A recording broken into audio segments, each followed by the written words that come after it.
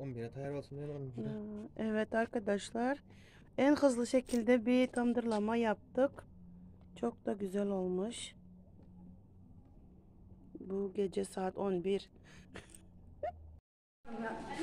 Ha, sizin de oğlanınız? Beraber düşecek olacak. Yaşlı olan düşün. Koşup Mehmet'in onda birin özadip alınlar.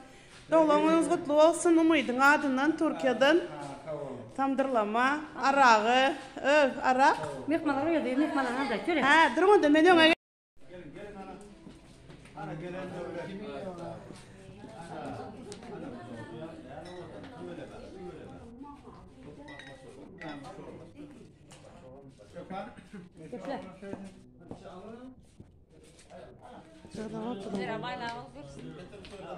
Ya hem sen bayrağı olsun. Ya şu betle kıyıda beni almalıyım. Atağı salamayın. Aman da. Давай. Alın aynı uğra. Canı sağ olsun. Sağ olun. Sağ olun.